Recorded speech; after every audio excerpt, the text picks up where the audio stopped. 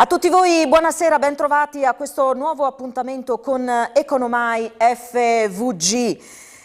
Associazioni industriali, un secolo al fianco del Friuli, il titolo di questa puntata in cui ricordiamo appunto di questo centenario dell'Associazione Industriali Friulani Antesignana, di quella che oggi è Confindustria Udine. Questa un'occasione per fare un po' un salto nel passato, per raccontare quella che è stata l'evoluzione dal punto di vista economico ma anche sociale di questo territorio. Nel corso di questa puntata sentiremo l'intervento di past president di Confindustria Udine, dell'attuale presidente, ma vi racconteremo anche degli aneddoti legati, come vi dicevo, non solo alla vita, alla storia di questa associazione, ma di quello che è accaduto nel nostro territorio. Pensiamo al terremoto del 76, più recentemente alla pandemia, per arrivare anche alla guerra tra Ucraina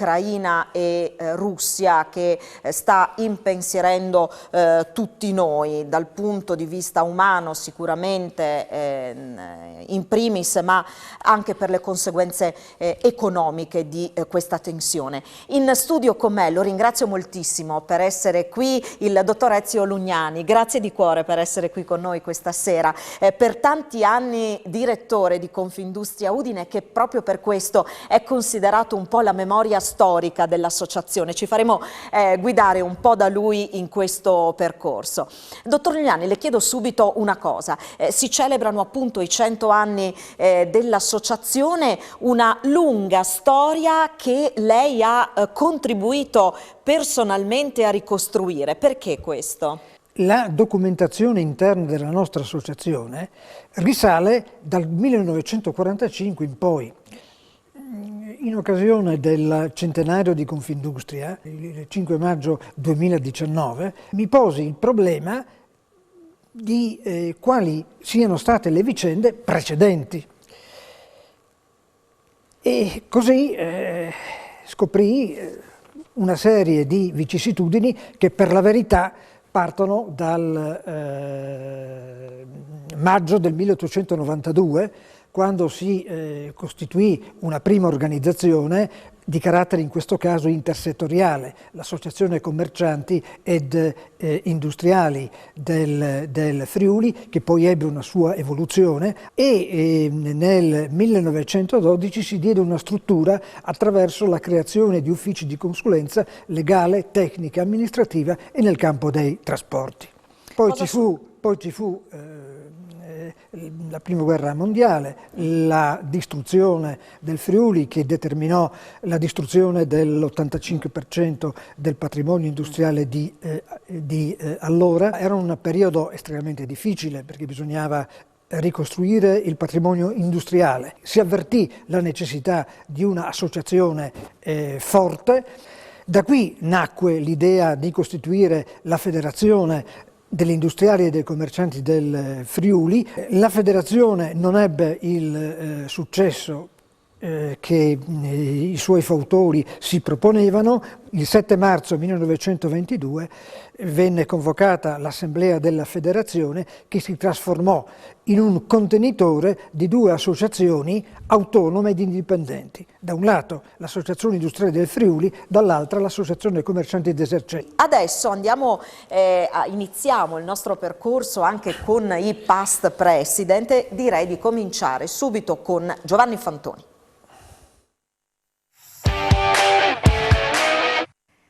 Giovanni Fantoni ha mosso i primi passi all'interno dell'associazione ormai 40 anni fa, era il 1982, poi nell'88 diventa presidente regionale del gruppo Giovani Imprenditori e nel 2003, dopo aver affiancato in qualità di vicepresidente vicario ad Alberto Valduga, diventa presidente dell'Associazione Industriali di Udine. 40 anni all'interno dell'associazione sono tanti. La prima cosa che le chiedo è proprio questa. Lei è stato tra coloro che maggiormente hanno creduto nel ruolo dell'associazione, più in generale nell'associazionismo, e ci ha creduto profondamente anche nei momenti in cui le critiche erano forti e pesanti e c'era chi sosteneva l'inutilità sostanzialmente di questa associazione. Perché? Ma guardi, Confindustria non solo nella nostra provincia, ma anche a livello nazionale, a mio modo di vedere, ha svolto un ruolo nel bene e nel male molto importante nel nostro Paese, perché il nostro Paese ha sicuramente il limite di non essere riuscito, se vogliamo, a farsi capire in termini di necessità dell'impresa rispetto alla politica. Però il ruolo di Confindustria è stato tale per cui il nostro sistema in qualche modo è cresciuto ugualmente, grazie a una capacità di sintesi e di equilibrio tra i vari settori e tra le varie anime.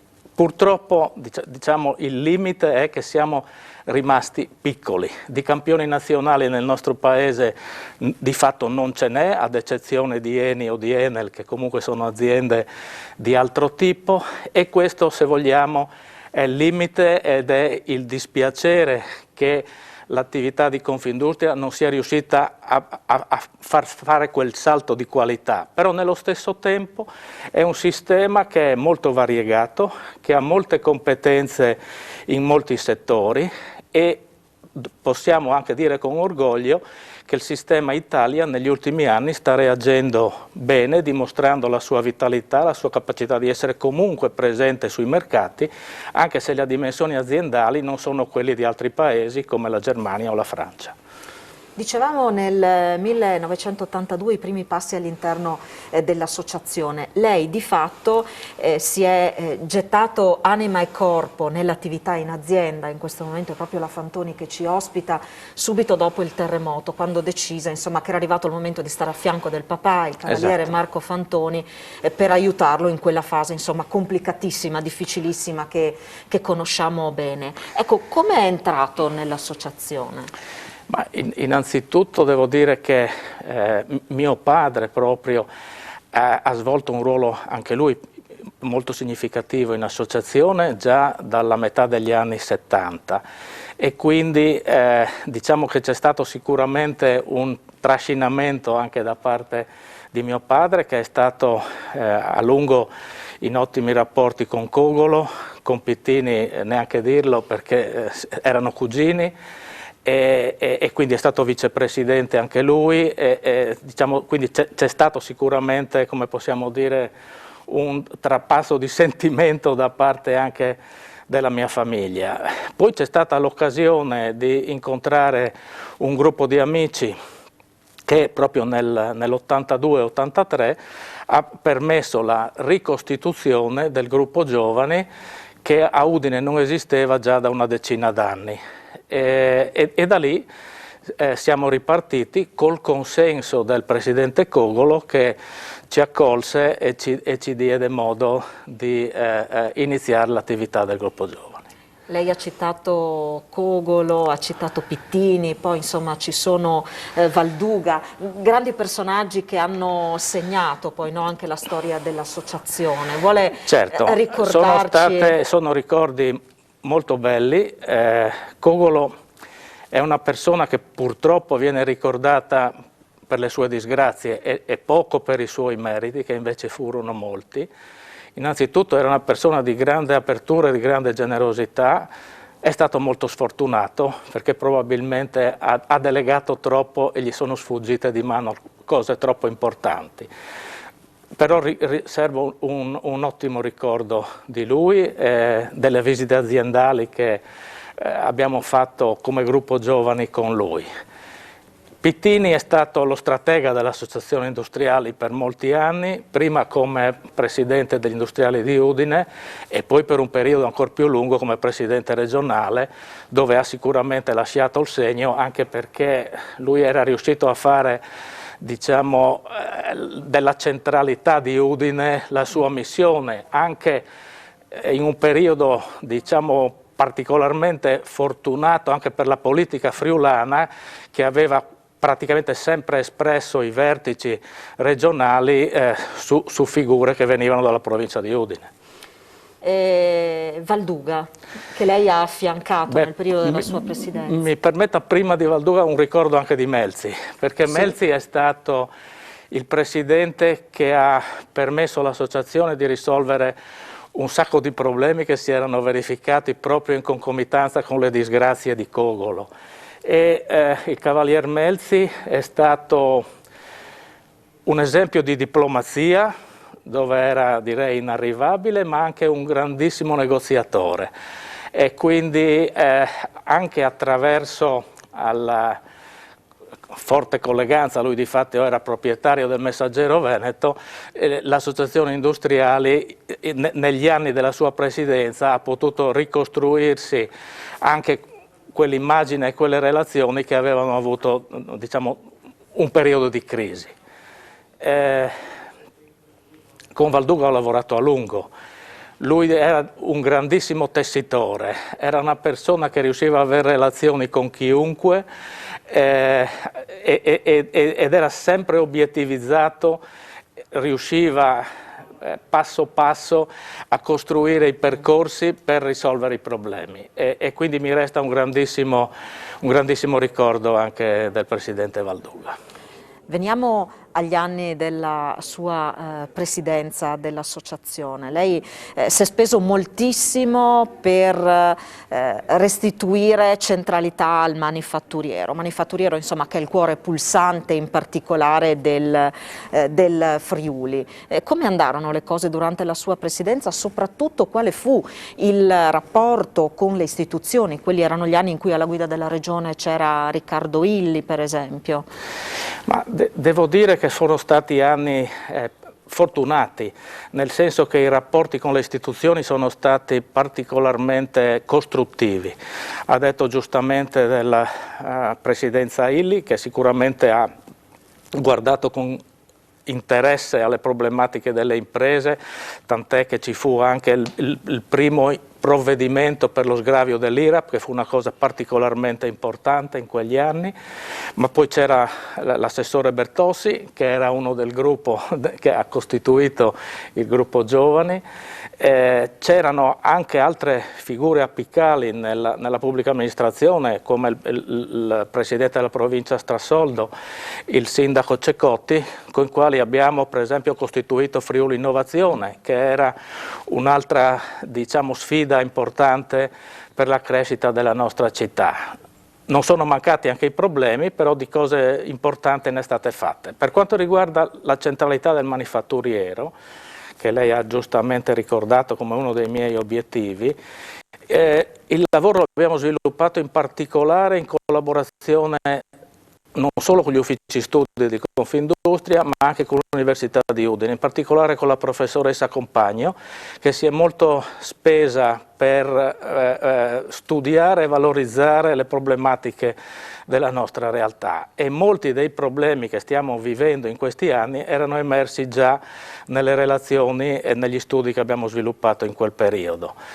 Devo dire, per fortuna, oggi si parla del manifatturiero in termini molto più propositivi e di grande attenzione rispetto a qualche anno fa, dove magari si guardava, si strizzava l'occhio alla finanza, ai servizi, a tante cose. Finalmente questo filone, questa convinzione, che non solo io ma tanti miei colleghi abbiamo portato avanti, finalmente viene compresa a tutti i livelli, direi.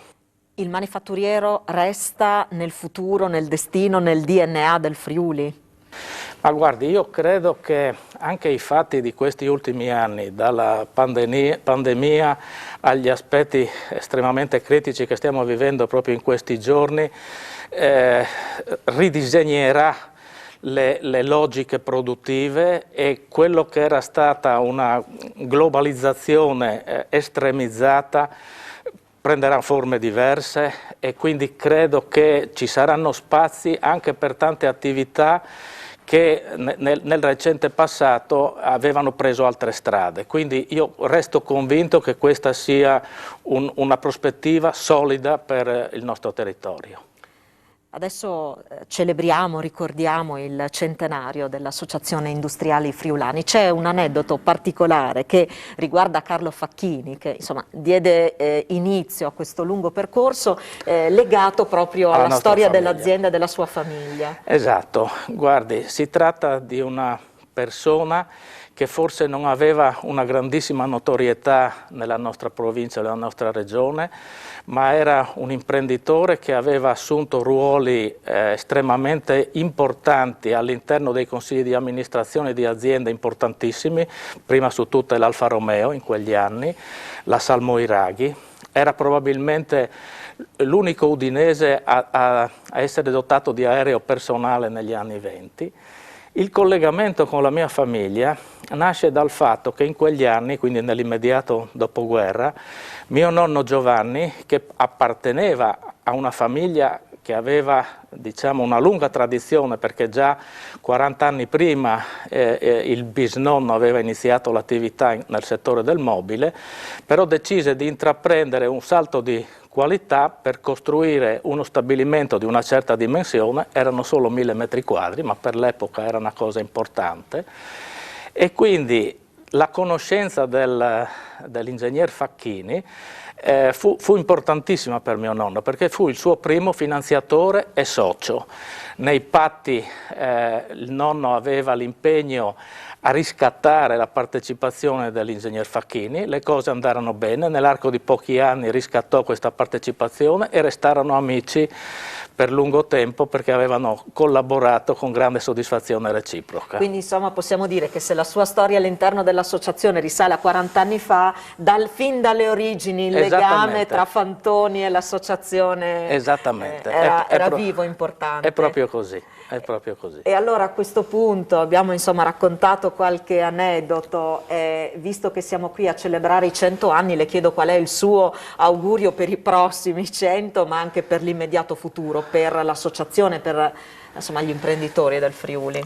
Allora guardi, io chiaro, parlo solo di aspetti associativi, non parlo di aspetti generali che in questo momento forse sono anche più importanti, però visto che stiamo parlando di associazione, il mio auspicio è che si possano ritrovare a breve una serie di correttivi in quelle che sono le regole di funzionamento dell'associazione per ricostruire un clima come quello che c'era 30, 40 o 20 anni fa all'interno delle nostre associazioni. Purtroppo gli sviluppi degli statuti che Confindustria Udine ha dovuto in buona parte assorbire dal mondo romano hanno esasperato le competizioni all'interno del nostro mondo e lo fanno assomigliare troppo alla politica, che è una cosa assolutamente deleteria se vogliamo continuare a operare con un certo spirito comune.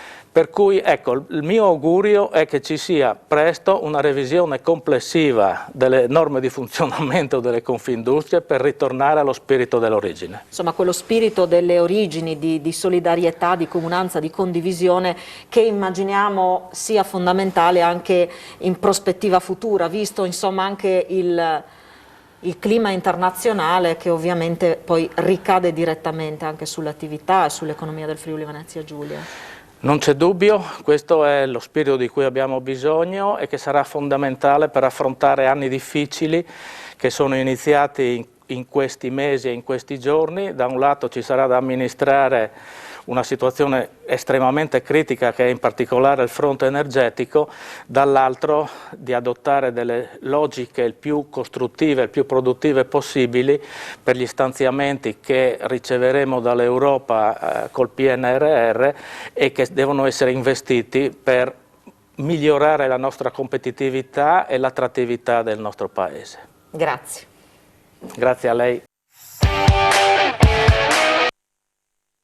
Riprendiamo allora in studio la nostra chiacchierata con Ezio Lugnani. Allora, Giovanni Fantoni ha citato Carlo Facchini, il rapporto insomma con la famiglia, il ruolo che poi ha avuto, no, per l'associazione. Certo, Carlo Facchini fu una persona, almeno per come la si conosce attraverso la documentazione che ho avuto modo di consultare, è un personaggio eclettico che anche scrisse sulla Patria del Friuli, di cui fu collaboratore. Alcuni articoli, per esempio c'è un articolo Servire, il quale invitava la popolazione a concorrere al prestito nazionale, al sostegno della spesa pubblica nel corso della prima guerra mondiale. Poi criticò l'inazione dell'Associazione delle Terre Invase, in particolare l'Associazione Industriali e Commercianti,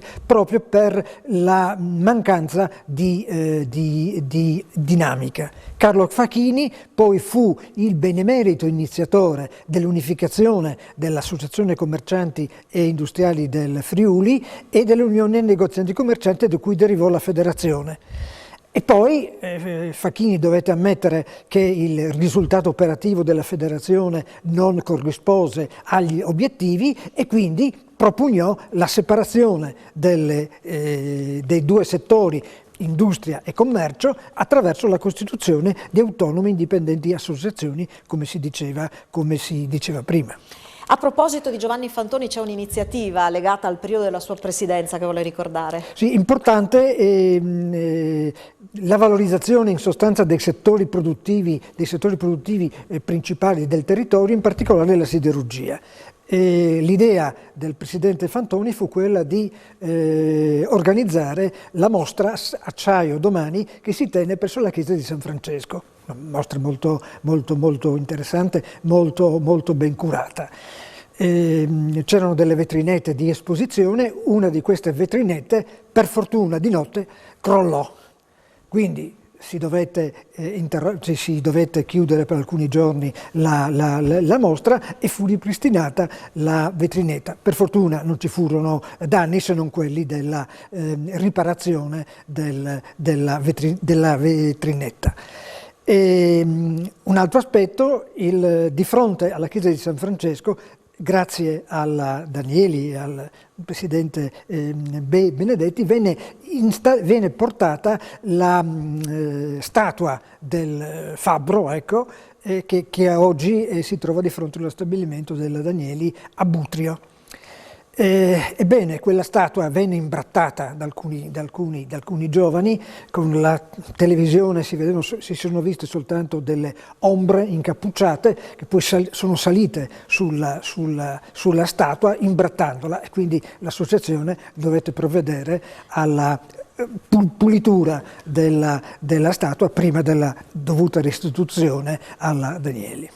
Giovanni Fantoni nella sua intervista ha citato la professoressa Cristiana Compagno, l'abbiamo raggiunta. Giovanni Fantoni nella sua intervista ha fatto riferimento all'analisi sul manifatturiero condotta all'epoca dalla professoressa Cristiana Compagno. L'abbiamo raggiunta, ordinario di economia e gestione delle imprese dell'Università di Udine, della quale è stata anche rettrice tra il 2008 e il 2013. Diceva Giovanni Fantoni un'analisi della situazione con alcune indicazioni e con l'individuazione di alcune problematiche che tutto sommato risulta ancora particolarmente attuale. Su cos'era il focus? Ma il focus all'epoca della presidenza Fantoni era diciamo, l'analisi del ruolo del manifatturiero nell'economia della nostra regione. L'intuizione e le evidenze empiriche davano evidentemente un ruolo fondamentale del manifatturiero nella nostra regione.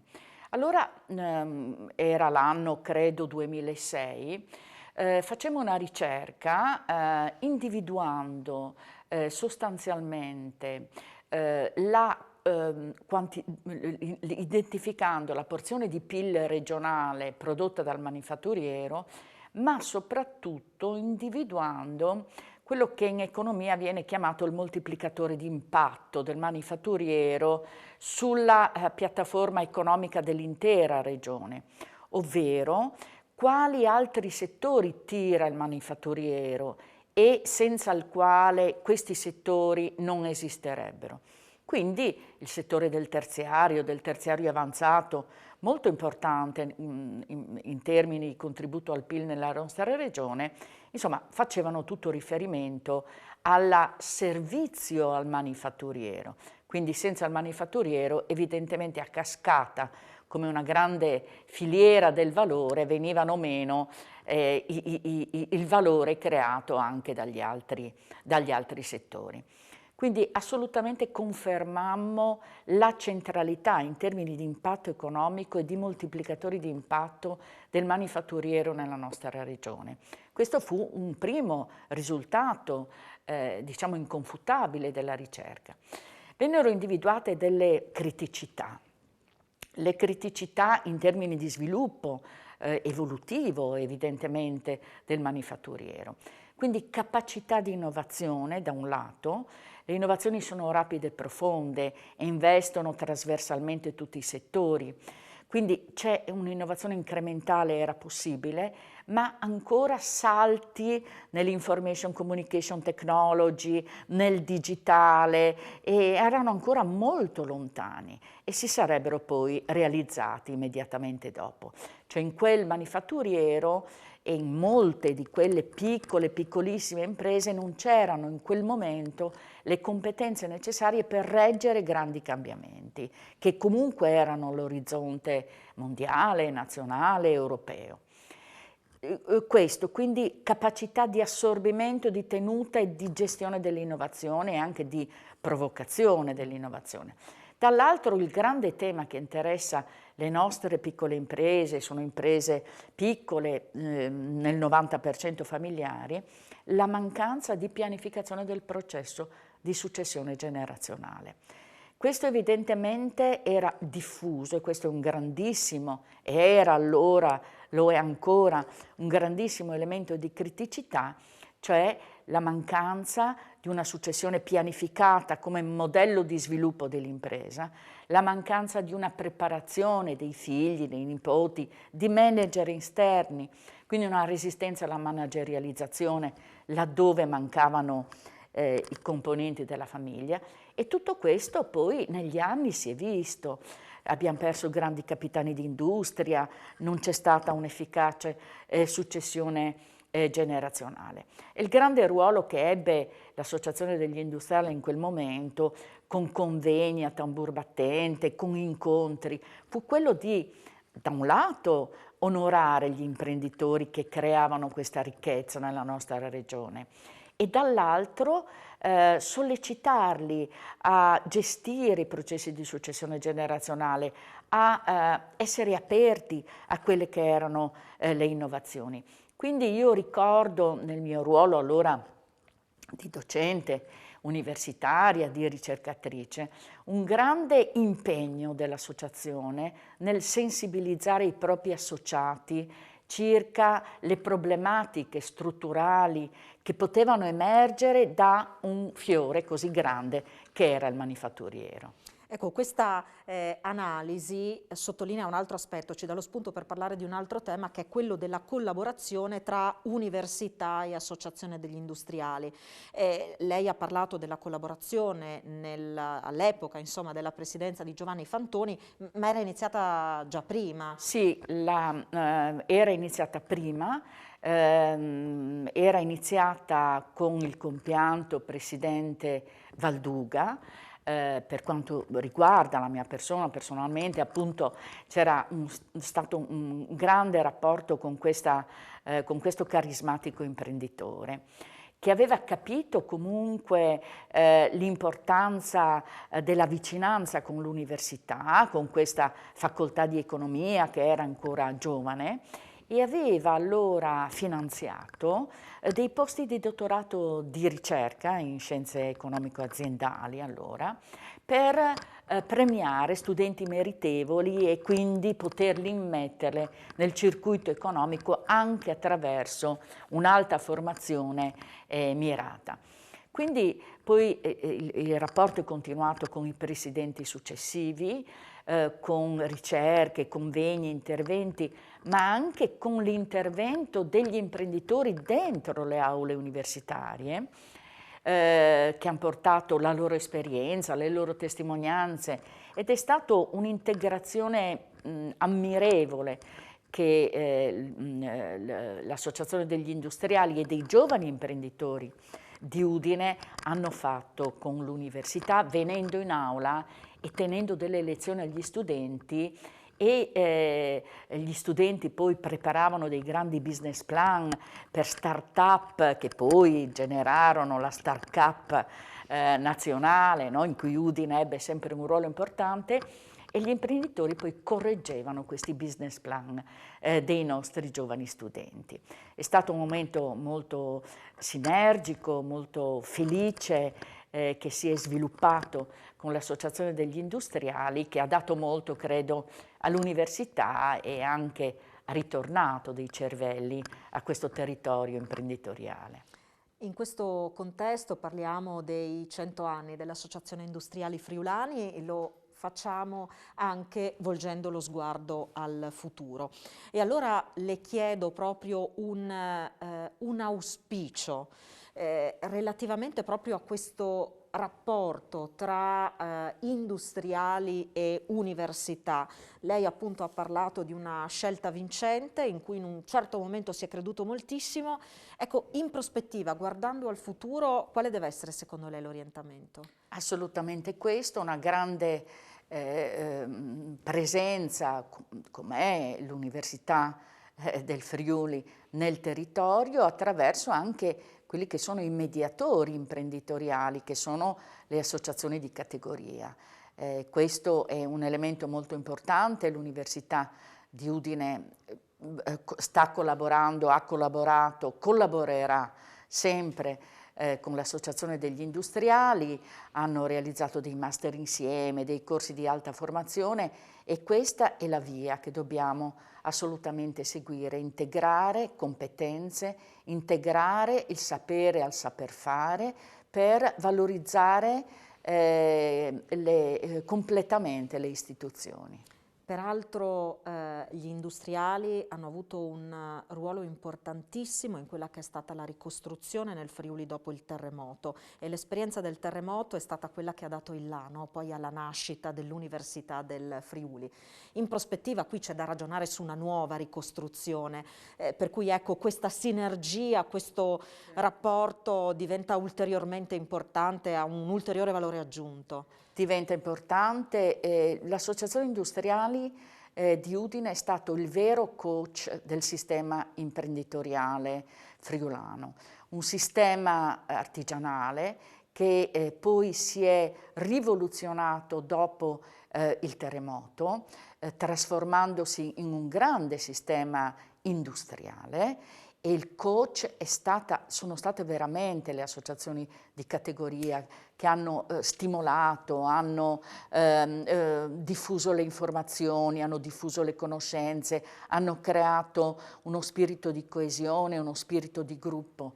Ecco, questo ruolo di coach, questo ruolo di assistenza diventa importante sempre a fronte di turbolenze esterne, quali quelle che abbiamo vissuto, che sono sanitarie, oggi la guerra, che si ribaltano come onde altissime sulla trend economici nazionali, regionali, naturalmente europei. E la grande innovazione tecnologica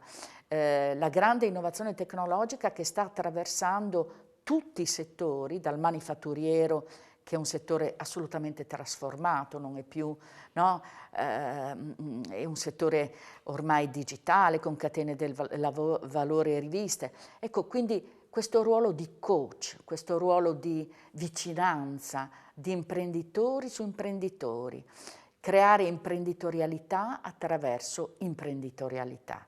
Questo credo sia il ruolo che oggi deve avere l'Associazione di categoria. Grazie professoressa Compagno. Grazie a voi. Rientriamo in studio con Ezio Lugnani, abbiamo sentito le parole della professoressa Cristiana Compagno, si è parlato dei giovani, del rapporto con i giovani, è stato citato anche il presidente Valduga. Lugnani. Con il presidente Valduga l'associazione promosse iniziative nei confronti dei giovani per avvicinarli alla fabbrica. cioè dimostrare in sostanza che lavorare in fabbrica non è un disonore, ma semmai è una qualificazione. Nell'ambito di questo programma di rapporti con la scuola, rapporti con l'università, venne organizzato un concerto con Piero Pelù. Organizzare un concerto con Piero Pelù per un'associazione industriale alla quale non era assolutamente abituata a questo tipo di iniziative costituì un grosso problema, anche perché all'inizio la manifestazione doveva tenersi allo stadio di Udine. Poi dopo c'era il problema del calpestio del terreno erboso e quindi si optò per il Palazzetto dello Sport.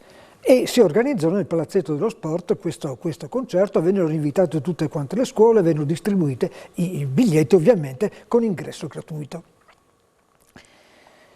Il giorno del concerto apparve sulla Repubblica un trafiletto di Piero Pelù in cui prendeva le distanze dagli industriali che avevano organizzato questo tipo di iniziativa. Tra virgolette però lui mantenne l'appannaggio che era stato contrattato. Però Pelù a un certo punto del suo concerto lo interruppe e fece un breve intervento in cui riconobbe come la fabbrica era l'unico vero luogo di socializzazione. E questo per ricordare un altro degli aneddoti. Allora, visto che abbiamo parlato di giovani, andiamo adesso a sentire le parole di Matteo Tonon, con il quale abbiamo affrontato anche questo tema. Vediamo. Siamo in compagnia di Matteo Tonon, presidente di Confindustria Udine dal 2013 al 2017. Riprenderei il discorso da dove l'abbiamo lasciato con la professoressa Compagno. Si è parlato della ricostruzione post terremoto del 76, terremoto e ricostruzione che diedero il là alla nascita dell'Università del Friuli. Ecco, durante il suo mandato ci fu l'anniversario dei 40 anni del terremoto in Friuli, un anniversario e una ricorrenza rispetto al quale Confindustria Udine organizzò un grande evento che raccolse in città chi c'era, chi era in prima linea subito dopo il terremoto e nella ricostruzione. Mi ricordo un bellissimo momento, questa è stata un'occasione di incontro che sinceramente mi emozionò tantissimo. Nel 2016 non avevo ancora compiuto 40 anni e quindi mi trovai in questo momento molto particolare a riraccontare i 40 anni di un terremoto che una parte della mia generazione, io compreso, non avevamo vissuto direttamente. Però io sapevo molto bene, perché chi della mia età ha vissuto gli anni dell'infanzia nei racconti vivi del terremoto. Quindi pur non avendolo vissuto, era nei racconti quotidiani delle famiglie, degli amici, in cui si diceva cos'era successo durante il terremoto. E ci fu questa occasione, personalmente per me incredibile e straordinaria, nel riuscire a ricordare gli avvenimenti del terremoto insieme a chi c'era e insieme anche a chi non c'era. E in questo momento molto bello che abbiamo sviluppato insieme, c'era anche lei in quella giornata, me lo ricordo molto bene, lo abbiamo fatto in Fiera Udine, alla presenza del presidente nazionale di Confindustria Vincenzo Boccia, alla presenza di tutte le autorità regionali, di tanti amici, di tanti colleghi, dove credo abbiamo avuto una presenza di 800-900 persone. Tantissime persone, per entrambi appunto anche la difficoltà di raccontare qualcosa al quale non si era assistito in prima persona, ma anche un grande senso di responsabilità, no? Nel raccontare di quello che era successo e del significato poi di quell'evento per l'intero Friuli. Ricostruzione. Ci troviamo nelle condizioni oggi, in un contesto completamente diverso, a parlare però di ricostruzione della nostra economia. Corretto, i parallelismi sono sempre difficili. Certamente nell'occasione del quarantennale la responsabilità che abbiamo sentito è stata quella di ricostruire i momenti, ricostruire i fatti, ricostruire le storie delle persone, quelle più note e quelle meno note, ed è stata l'occasione anche per chi della mia età per poter dire grazie a chi c'è stato durante il terremoto e a chi ha ricostruito il Friuli che abbiamo oggi. E la grande responsabilità che abbiamo sentito è stata questa da parte di tutto il sistema, non soltanto del sistema industriale. Oggi stiamo vivendo una fase difficilissima, la conosciamo, veniamo da 2 anni di Covid, i fatti recenti, terribili, drammatici della guerra fra Russia e Ucraina stanno portando uno scenario complicatissimo non soltanto a livello internazionale. E dobbiamo reimmaginare un sistema, assolutamente sì. Stanno nuovamente saltando tutti i canoni e molto di quello che abbiamo progettato insieme negli ultimi 10 anni. Questa sarà presto una nuova sfida, ma non del futuro, purtroppo del quotidiano, i cui paradigmi però cambiano ogni giorno. E a proposito di nuove sfide, era una sfida interessante quella che lei raccolse nel 2013 quando iniziò il suo mandato di presidente di Confindustria Udine. Di fatto in quel momento c'era ancora l'onda lunga degli effetti negativi di quella crisi che si era scatenata nel 2008. Gli effetti di quella crisi, ma anche le condizioni per poter immaginare, no? Immaginare e costruire da protagonisti un nuovo futuro. Era un clima di fatto ideale per chi giovane si preparava ad affrontare questa sfida. Assolutamente sì, e l'ha toccato molto bene. Nel 2013 venivamo dopo il quinquennio che aveva poi traguardato purtroppo i fatti della Lehman del 2008 e quindi quella stagione economica complicatissima 2008, 2009, 2010, 2011. E nel 2013, quando io presi le redini del mandato di Confindustria, in qualche modo una serie di quegli effetti che vedevamo ancora, erano ancora pesanti, ma vedevamo la fine di quei problemi. E insieme a tante persone, a tanti colleghi, alle istituzioni tutte, c'è stata una stagione di riprogettazione, anche del nostro territorio, anche del nostro sistema regionale, anche dell'economia del nostro sistema regionale, con la compartecipazione di tutti. E negli anni a venire, 14, 15 e 16, questa stagione è proseguita e da parte di tutti c'è stato quell'entusiasmo di lasciare alle spalle una stagione di problemi troppo grandi. Se lo guardiamo purtroppo con gli occhi di oggi, vediamo come nuovamente quegli sforzi, quegli impegni vengono messi nuovamente in discussione. Però è qui il momento in cui dobbiamo ripresidiare la partita. L'ha detto prima, nel 2016 per i 40 anni del terremoto lei non aveva ancora 40 anni, non li aveva certamente nel 2013, quindi un giovane presidente di Confindustria Udine in un momento in cui i giovani erano protagonisti anche della politica in regione, Deborah Serracchiani, sono gli anni quelli di Matteo Renzi, una grande sfida, una grande responsabilità con lo spirito, l'entusiasmo che normalmente è nelle corde dei giovani, che non devono rivoluzionare ma portare il loro personale contributo, no? Nell'immaginare nuovi progetti. No, è corretto, e io posso riferirmi a quella che è stata la stagione del nostro territorio, in cui, se vogliamo, l'ha riassunto molto bene, dal punto di vista del panorama nazionale si parlava della generazione dei quarantenni in qualche modo. Termine che io non ho mai amato particolarmente, perché la generazione dei quarantenni in qualche modo faceva eco alle parole rottamazione, il cambio di rotta, il cambio di corsa, in cui sembrava che tutto dovesse essere messo in discussione. Nel nostro territorio ritengo sia avvenuto un percorso differente. C'è stato lo spazio in diversi ruoli per persone mediamente quarantenni, ma con il supporto, con i valori e con la condivisione anche della generazione che aveva qualche anno di più.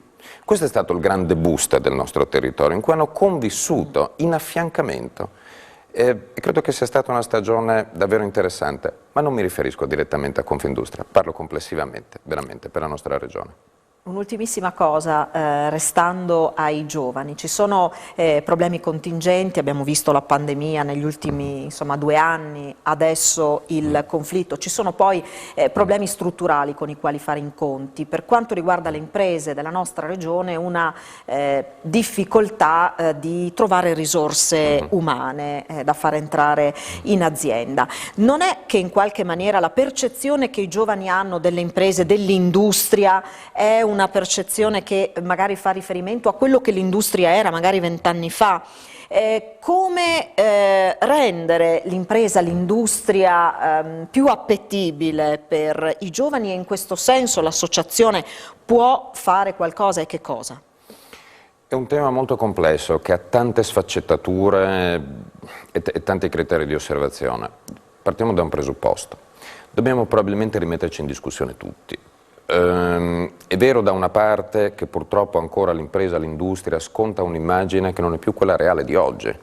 Non ha importanza adesso andare a trovare le colpe del perché sia così, ma ci deve portare uno scatto avanti. Significa che l'industria deve saper comunicare meglio con il proprio territorio, significa che il sistema formativo deve comunicare meglio con il proprio territorio, con le famiglie, con i ragazzi, e le industrie e le imprese essere ancora più forti nel dialogare con i ragazzi, nelle loro aspettative, nelle loro inclinazioni, nel loro desiderata, cercando però di rappresentare anche le necessità di un territorio. Deve essere biunivoco lo scambio. Questo rientra certamente nell'annoso problema del rapporto tra la domanda di lavoro, l'offerta di lavoro, dei piani formativi. È un discorso veramente complesso. Certamente dobbiamo colmare questo gap. Noi ci stiamo rendendo conto, e ormai è sotto gli occhi di tutti, quanto, e lo abbiamo visto immediatamente nella fase post-Covid, quante sono state le posizioni libere all'interno delle aziende che hanno ricercato tecnici a tutti i livelli, dai tecnici di conoscenze software, informatiche, fino alle componenti hardware, ai tecnici di fabbrica, ma allo stesso modo anche il personale qualificato ad ogni livello impiegatizio, in cui in qualche modo è sembrato che ci fosse un gap. Il punto è che non è sembrato, si è manifestato il gap e noi questo dobbiamo assolutamente correggerlo. Grazie a Matteo Tonò. Grazie a voi tutti, buonasera. Eccoci di nuovo in studio, di nuovo con Ezio Lugnani che durante la pubblicità mi ricordava proprio due belle gatte da pelare che capitarono fra capo e collo a Matteo Tonò proprio all'inizio della sua presidenza. Il problema dell'elettrodotto Reni Puglia Udine Ovest che Terna aveva in progetto di realizzare e che allora incontrava forti opposizioni da parte delle comunità locali. In quell'occasione il presidente Tonò dovette impegnarsi, documentarsi proprio per cercare di trovare una composizione per la realizzazione dell'elettrodotto che oltre era essenziale per la sicurezza della rete elettrica a livello regionale, anche per la fornitura dell'energia necessaria alle attività siderurgiche della Danieli in relazione all'investimento che altrimenti sarebbe stato realizzato in Serbia. L'intervento del presidente Tonò e allora e interventi successivi in sostanza favorirono la realizzazione dell'elettrodotto. Se uno passa per l'autostrada, vede l'elettrodotto, io non percepisco alcun impatto ambientale grave, quindi quello che poi sostenevo nei miei confronti con i fautori dei comitati locali allora.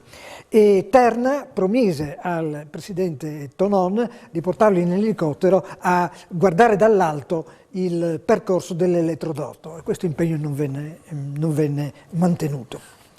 Altro problema era quello del trasporto delle billette ai laminatori di San Giorgio di Nogaro, perché il Porto Nogaro non poteva accogliere appunto a causa di fondali non poteva accogliere navi di una certa portata per portare queste billette, dovevano andare a Monfalcone, da Monfalcone attraverso i mezzi di autotrasporto arrivare a San Giorgio di Nogaro. E grazie all'intervento del presidente Tonò si trovarono le soluzioni, incentivi da un lato per favorire il trasporto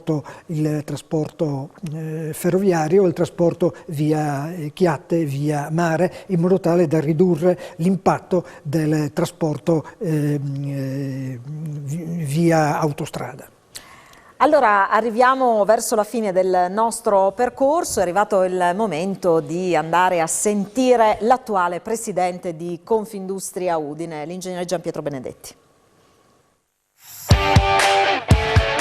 A metà dicembre del 2021 ha preso in mano le redini di Confindustria Udine l'ingegner Gianpietro Benedetti, con il quale ci colleghiamo per parlare del presente, ma soprattutto del futuro dell'associazione. Buonasera intanto, ingegner Benedetti. Buonasera signora. Allora abbiamo guardato un po', fatto un po' un salto nel passato dell'Associazione degli Industriali con lei, insomma, che è il presidente in carica. Vogliamo un po' volgere lo sguardo a quello che è il futuro. Qual è la vision che avete immaginato e insomma sulla base della quale lavorate per il futuro di Confindustria e ovviamente del tessuto economico ma anche sociale del territorio? La vision direi dovrà essere aggiornata prossimamente per gli eventi, lo doveva essere già per l'evento Covid, che però ha lasciato, ha penalizzato una parte degli associati. Oggi ci troviamo di fronte a una penalizzazione che implica degli imprevisti economici rilevanti derivati dal conflitto, dal deprecabile conflitto Ucraina-Russia, che è auspicabile abbiano fine al più presto, sotto tutti i punti di vista, ovviamente primo umano e secondo economico, che lascerà, se continuiamo ancora per settimane, lascerà dei segni non da poco in molte attività. Ciò premesso, guardiamo con ottimismo il futuro, anche perché riteniamo che a fronte di questi inconvenienti ci sia l'energia, la volontà e anche la imprenditorialità di trasformare i fatti negativi in opportunità positive. La visione precedente, che sostanzialmente rimane attuale anche per il futuro, è lavorare su più direttrici, iniziando dalla collaborazione con la scuola e la preparazione delle future leve, promuovere, se ne parla, ma di risultati non ce ne sono stati, i risultati non sono stati sufficienti, diciamo. Promuovere l'iniziativa, promuovere l'innovazione di fatto per riuscire a produrre maggior valore aggiunto in quello che si fa, perché è ovvio che facendo il semplice nel prossimo futuro saremo soggetti ancora di più alla concorrenza di paesi in via di sviluppo. Per mantenere la possibilità di avere un PIL e un valore aggiunto che dia una possibilità di mantenere e migliorare un benessere sociale, l'unica strada ovvia ma non così scontata è quella di produrre high-tech o idee che diano maggior valore aggiunto. Quindi scuola, preparazione, ma i risultati si vedranno evidentemente di questo nei prossimi anni, e spingere oggi ancora di più sull'innovazione. Per facilitare la partecipazione degli associati in questo miglioramento tecnologico, diciamo tecnologico in senso ampio, che può andare da prodotti elettronici, da automazione a pacchetti di turismo, eccetera. Abbiamo organizzato dei gruppi di lavoro che stanno progressivamente, dovremmo concludere in marzo, presentando necessità, idee, proposte e investimenti che poi cercheremo di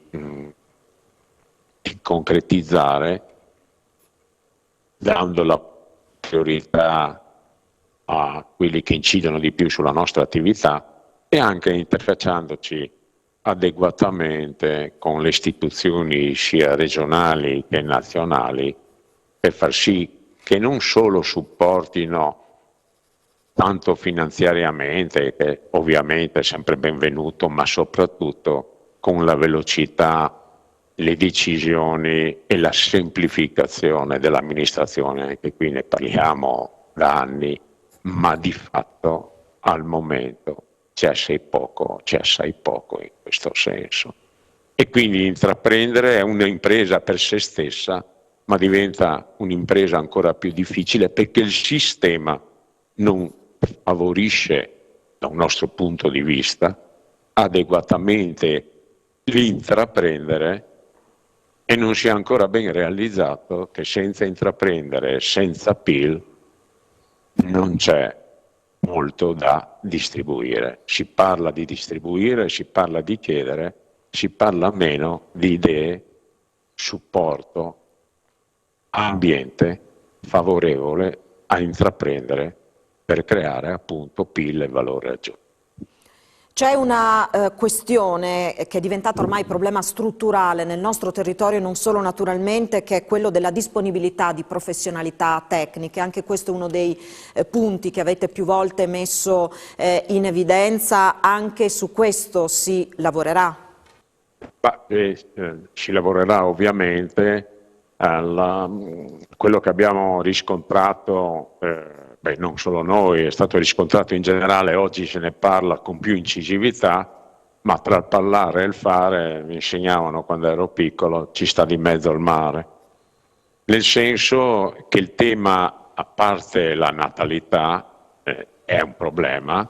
Ci sarà una competizione anche tra le scuole per trovare gli studenti fra poco, ok? E a parte la natalità, che è un problema, quindi non a parte, va risolto il tema della natalità, nel senso, auspichiamo che in qualche modo sarà favorita, sarà supportata. Si sta facendo qualcosa a proposito con regolamentazioni, supporti, si parla di famosi asili che vengono fatti raramente con l'organizzazione fatta per chi lavora normalmente dalle 8 del mattino alle 5 della sera. E a parte tutto questo, il tema dell'orientamento, ok, è fondamentale. Cioè noi ci siamo trovati e poi in un certo senso si piange perché alcuni ragazzi non trovano occupazione. Abbiamo trascurato un orientamento scolastico che poi evidentemente ognuno andrà a studiare per quello che sente più adatto, per i talenti che ritiene di avere o che viene consigliato di avere, ma in linea generale almeno orientare i ragazzi per professioni, per attività che il territorio offre, e quindi il conseguente impiego e quindi la possibilità di iniziare a lavorare immediatamente dopo gli studi e poter quindi avere la soddisfazione di evolvere, di utilizzare i talenti che ognuno ha. Ecco, quindi l'orientamento è mancato, oggi se ne parla e si sta facendo, non sufficientemente, ma si farà ancora di più, e Confindustria darà una mano per quanto riguarda l'orientamento e per quanto riguarda la collaborazione scuola-industria, come dicono in Europa, come fa la Germania, learning by doing, cioè imparando facendo, perché non solo si impara facendo, ma si ha la possibilità di confrontarsi con esigenze, con ambienti nuovi, con ambienti di lavoro, e quindi capire come, risottolineo, utilizzare i propri talenti. Quindi orientamento e learning by doing. Un'ultima cosa, visto che siamo qui oggi a festeggiare i 100 anni dell'Associazione Industriali, qual è l'augurio che vuole fare all'associazione, qual è l'augurio che vuole fare a chi guida le imprese del territorio, ma anche a chi ci lavora? L'augurio, mi ripeto quello che ho detto precedentemente, è di riuscire a trasformare in opportunità i problemi che ci stanno affliggendo, che ci hanno afflitto per 2 anni e che ci stanno affliggendo ora, riuscire a trasformarle in opportunità e quindi avere la determinazione di comunque resistere e approfittare del momento per meglio configurare le strategie, le azioni, le innovazioni che sono necessarie per essere competitivi non solo come costo, ma soprattutto, risottolineo, come valore aggiunto, indispensabile per poter competere sui mercati internazionali. Grazie Ingegner Benedetti, naturalmente buon lavoro. Grazie signora altrettanto e un cordiale saluto ai telespettatori di Telefriuli. Siamo in chiusura di questa puntata. Dottor Lugnani, chiedo anche a lei allora di dedicare un pensiero a Confindustria Udine e al suo futuro. Se mi consente, cito Carlo Melzi. Carlo Melzi invitò in un'assemblea il dottor Antonio Di Pietro, che allora era noto a tutta l'opinione pubblica proprio per il ruolo di magistrato nell'ambito di Tangentopoli.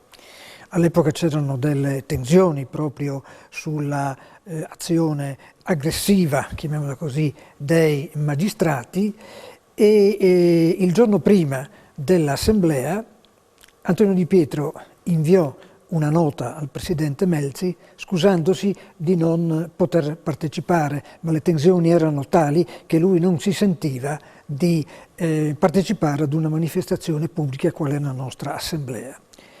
E concludeva Antonio Di Pietro in questo suo messaggio: è davvero difficile fare il nostro dovere in Italia. Allora venne prenotato il Palazzetto dello Sport per ospitare Antonio Di Pietro e tutti quanti conoscono le dimensioni del Palazzetto dello Sport. Melzi disse si trovava imbarazzato e si trova nella situazione del portiere che riceve un gol dopo lo scadere del 90° minuto, o peggio lo sposo che quando va in chiesa per il matrimonio non trova la sua sposa. In quell'occasione Melzi concluse il suo intervento dicendo: sì, è davvero difficile fare il nostro dovere qui in Italia per tutti quanti i problemi che ha il nostro paese, e aggiungiamo per tutti quanti i problemi che in questo momento anche la nostra economia e non solo l'economia stanno vivendo. Però dice ci sono tanti piccoli e medi industriali, tanti piccoli e grandi cittadini senza qualifica, che il loro dovere lo fanno ogni giorno. E in questo è per questo che dobbiamo avere fiducia. Qui c'è tutto Melzi, aggiungo io soprattutto, c'è l'associazione. Grazie allora al dottor Lugnani per essere stato con noi qui questa sera, per averci raccontato anche diversi aneddoti. Noi ci fermiamo qui, grazie ai tecnici in regia, a voi che ci avete seguito da casa. Arrivederci alla prossima.